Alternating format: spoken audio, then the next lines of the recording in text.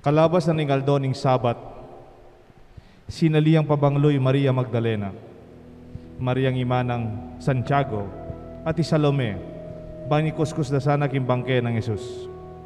Aba kamarano ni Domingo kanita, kabang saslagya pa ingaldo, mintala king kutkutan.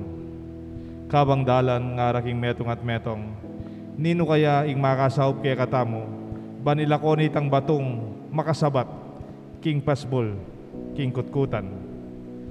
Inyang lumawe lang akita maglako keng maragula bato. At inyang milubla king kutkutan, igiding meto nga kaya naka na lalaki, makalukluk ya king bandang wanan. At makaimalan niyang maputi, mitakutan la. Kayo tatakot nga na ning lalaki. Panintunan niya Jesus ting Nazaret, ami pa ko keng krus, alane keti, sinubli ng mebye.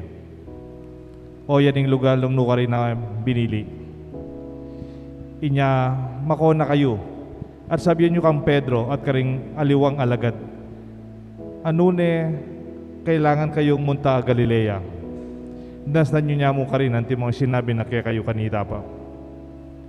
Linwal at memulaing meko, king kutkutan, uling gagalgal laking takot. Dapat kanino man alalang sinabi, uling ning pangatakutan daw. Kapatad, ing may pabalita ning kayakatang karigtasan. Kapurian kaya. Kiligyonig pa ang pananganak, panibalan Espiritu. Amen. Happy Easter po. Happy Easter po, Amo. Masayang magrasyang pamanyubling mebya. Panaynayan tamong puiti, king masakit na panahon ngeni. At sana datang pin, ingi katang panayan. Bagumpisa tamong pasibayo.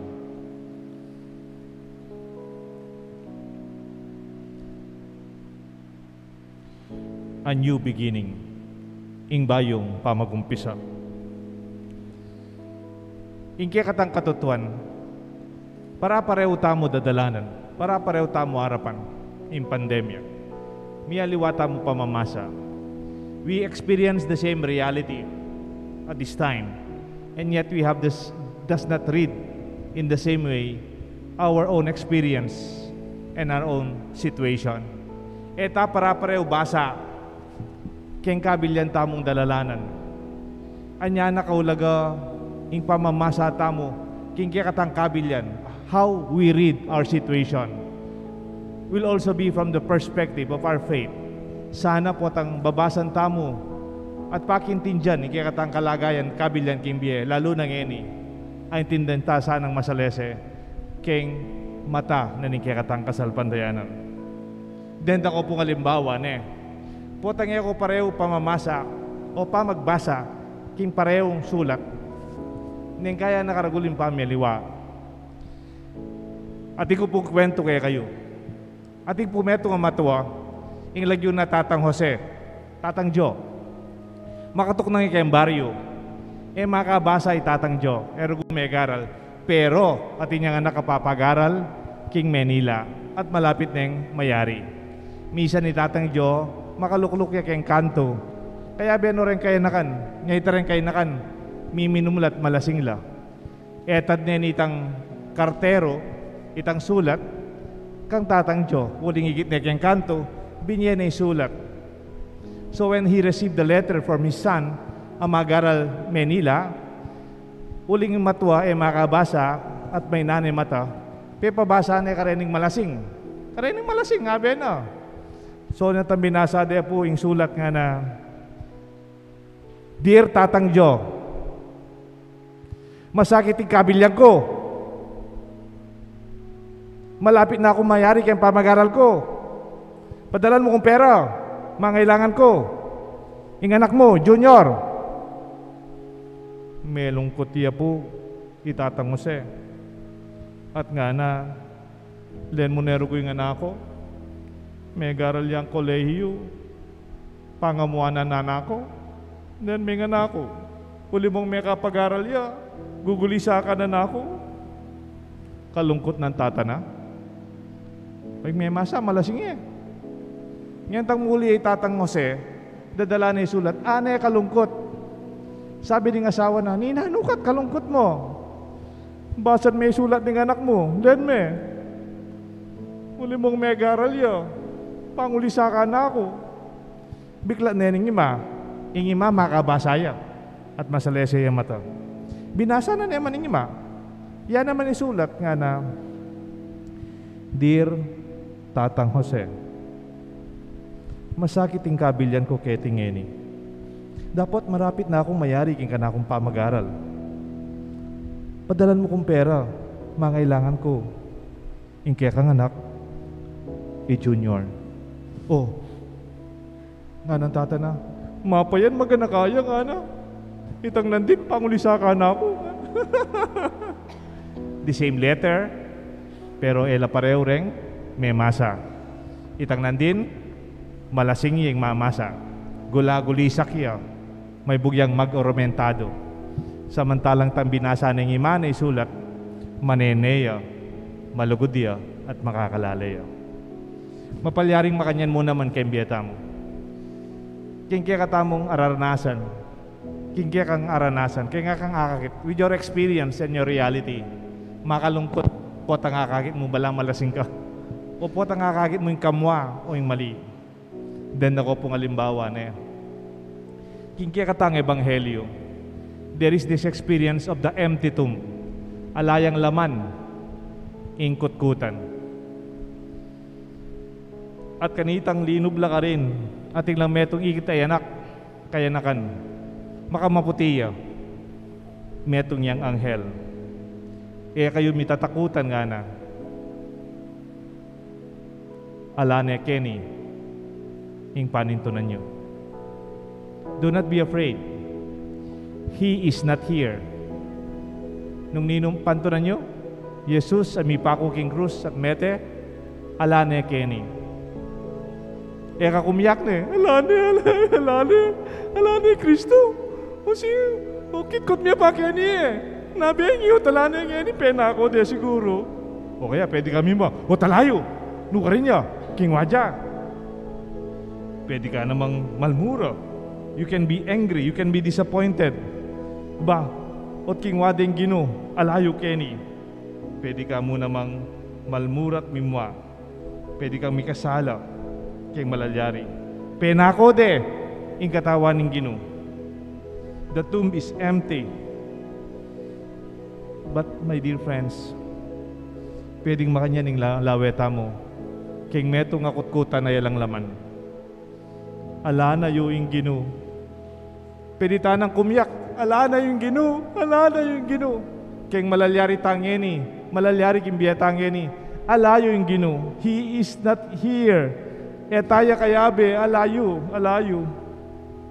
Anya, it can lead to disappointments, even to fear, anger, even suspicion, confusion, sadness, tears, and a lot of crying.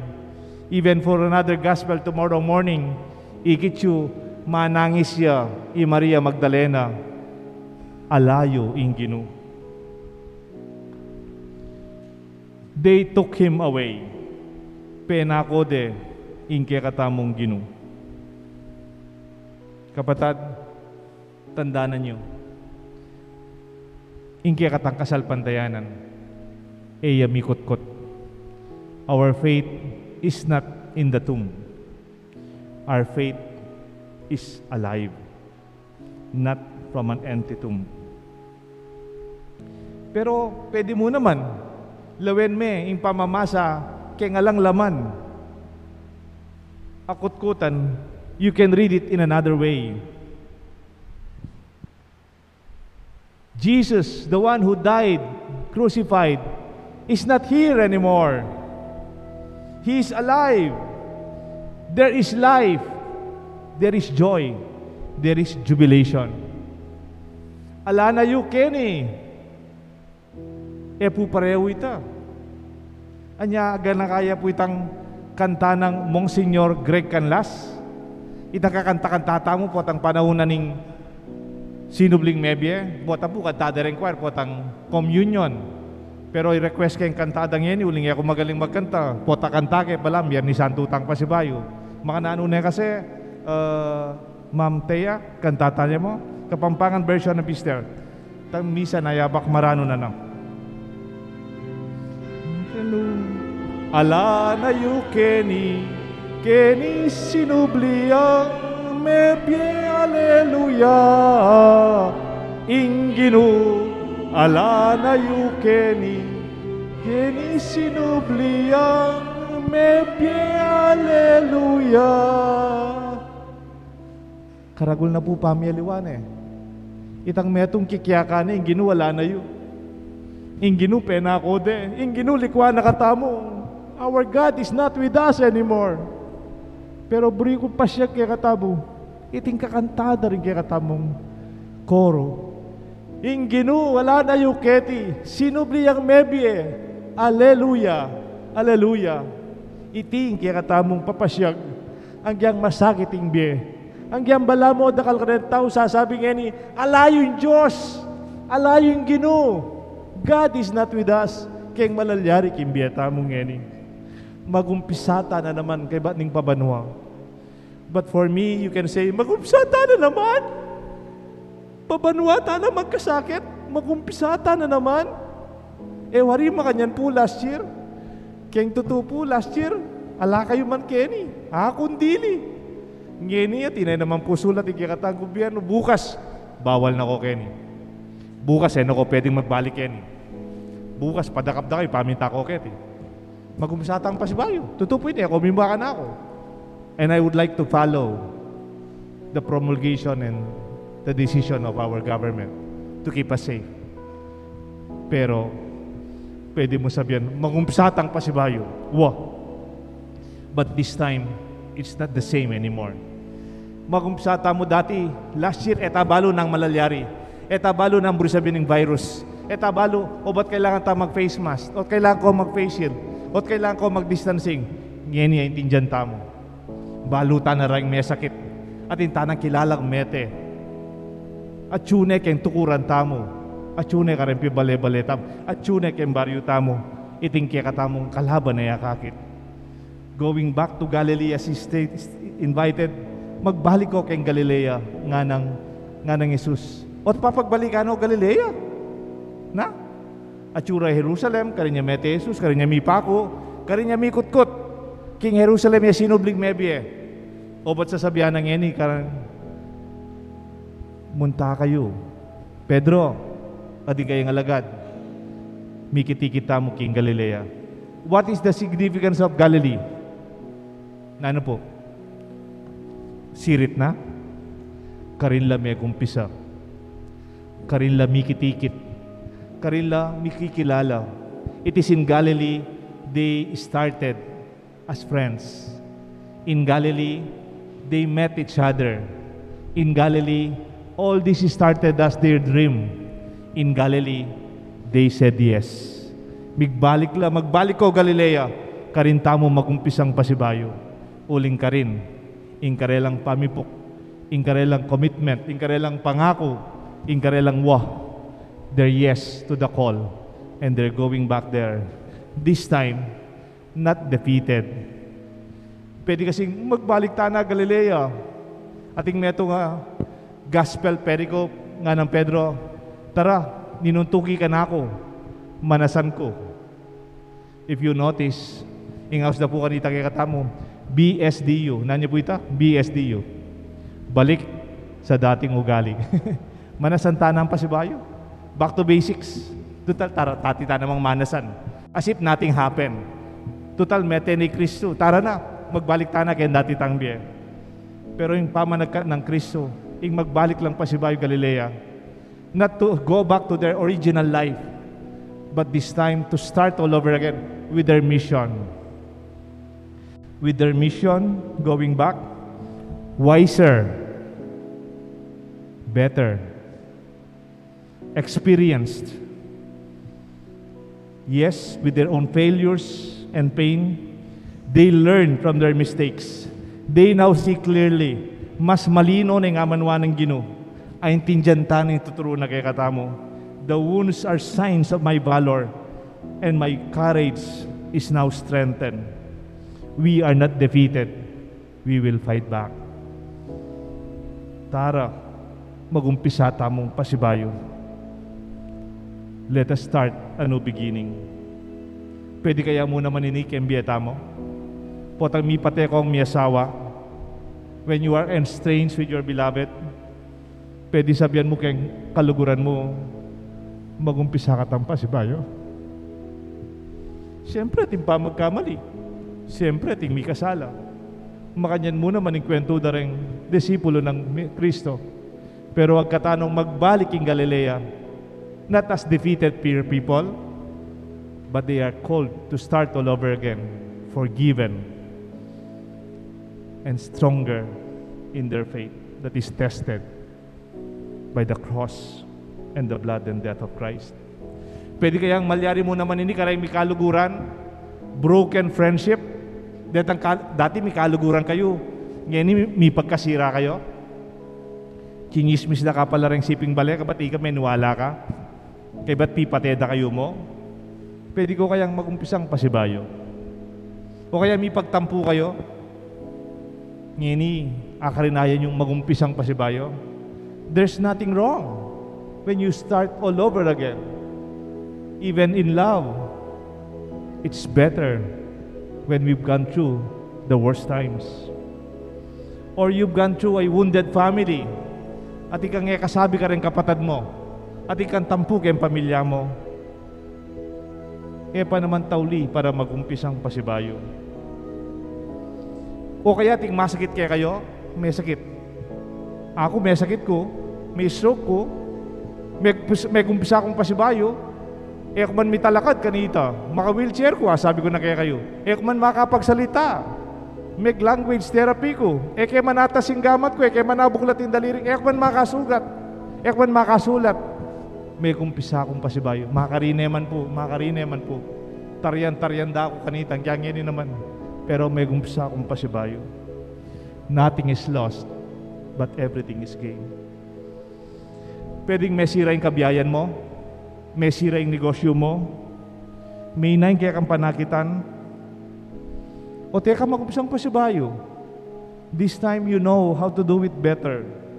Kasusuko. O kaya ating kong relasyon kay Diyos, dati yan nakakapali, mag-serve ka pisamban, dati yan nakaka-active, ngayon na ka, manalbe na kang TV, online na mo, tiyo nakabali, okay mo, tiyo kabali, uling masakit ngayon. Pero sana, magbalik tang pasibayo, at ala namang mawala, uling talagang oy ni inkwento ning biye Kristiyano. When we are lurking in self-doubt, give yourself another chance.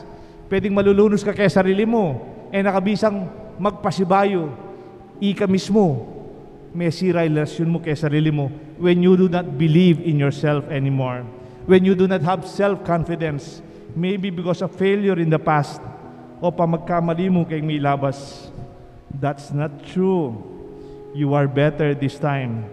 Your experience, your wounds, your mistakes made you wiser and better. You're no longer an amateur. Baloy po rin amateur. Detang bayo-bayo la pa. Dapadelanan, yung tunay masakit. Magumpisala pa mo. Pero ita mo, magumpisata mong pasibayo. But this time, with the weapon of our own experience and realization. After a year of the pandemic, papanwata na kayong pandemya ng ini, magumpisatang pasibayo. Tutu, mas marakal no ring masakit. No magkasya ka rin ospital, makapila la, mantulang ospital, dahil aliwa, maka-ospital na la, ala ng panulo. At dahil aliwa, na laki ang bale, magumpisatang pasibayo. This time, we do not take it for granted. Biro-biro in COVID-19. Tayo pikayli-kayli. Pota ka tikong babawalan, o teka maka-face mask. Bala mo, mimuala pa ka na ako. Bala mo, maselan niya yung pari. Po biro-biro, nung ati kong kilalang pamilyang mete, ako, dakal ko po kalaguran ngening maka-hospital. Malsikan la, kalupayo, mas malsikan la pa ka na ako. Ngeni, chuy keng ICU. At tatagal-tagala na, impangisnawa na.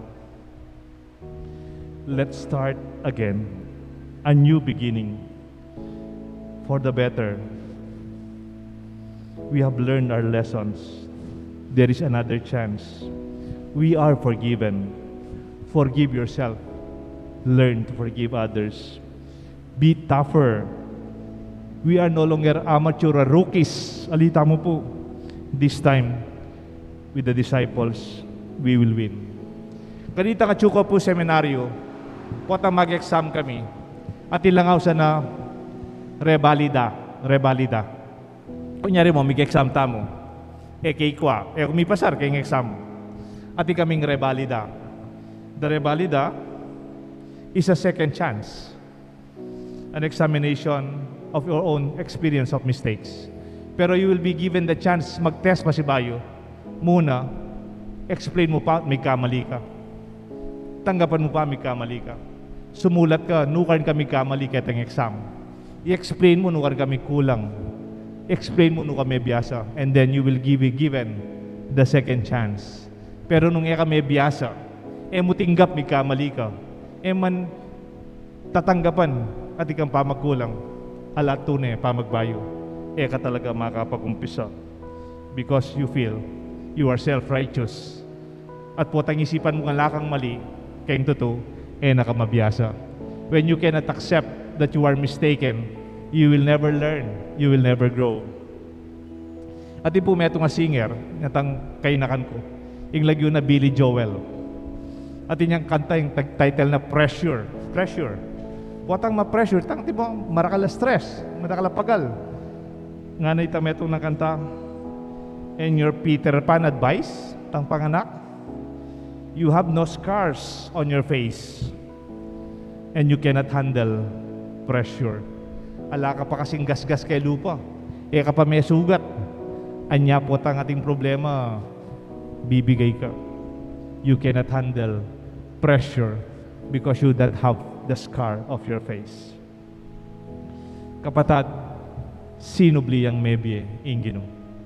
Ala na yo, Kenny, king maya paparalan, gugulisak tamo at intang panayan, at intang kapanayan. Baluya po San Francisco de Assisi, niyatang Matei San Francisco de Assisi, ita pong metong ka rin kayang kapatad king community, a writer, makasiping niya kang San Francisco, Thomas Celano. Nga na niya takanong matene kanoy Francis of Assisi, o niya po sinabi ng King Tauli ng salita. Let us begin. Magumpisa tamo, kapatid. Mamamatene, kaya ba't sasabihan na magumpisa tamo? Siguro para kaya itang kamataya na tunay pa magumpisa, King Bie, apumtala ng alanganga. Even Pope Francis, yung kayong katukayo, concludes his apostolic exhortation in Evangelii Gaudium. The joy, the delight, the gladness of the gospel. Nga na po, kinote niya po yung Revelations that summarizes the spirit of his own writing. Nga na, it is reason. Let us tell the world with the power that fills, with the confidence that is unshakable, that is hope. At nga na, behold, I make all things new. Gawang kong bayo, inke gana-gana. Revelations 21:5. At di po meto nga sine, yung lagyo na cool runnings. Sine po ini niyan tang mga 1992. Tungkol niya po karetang taga Jamaica o sinambot lang kayong Olympics. Keng Canada Olympics sa mumunalan dili, number 1. Pero makalunos na penibatan. Pero itang sports daliban, snow-based. Kaya taking Jamaica, ala naman snow. Bala mo, kaya ti Pilipinas, ta sinambot ka kayong ice skating, kapat ala naman winter kene. Ano kasaya? At atilang metong kanta, ni-revive ng Jimmy Cliff netang 1993. Original yang kanta ng Johnny Nash netang 1972. Yung title ng kanta, Now I Can Sabi, I can see clearly now. Ngini, masakakit ko ng mas malino. Nga napunitang kanta. And ako magkanta na pata magbalik tang Biyernes Santo. Now I can see clearly. The rain is gone. I can see all obstacles on my way. Gone are the dark clouds that had blinded me. It's gonna be a bright sunny day. It's gonna be a bright sunny day.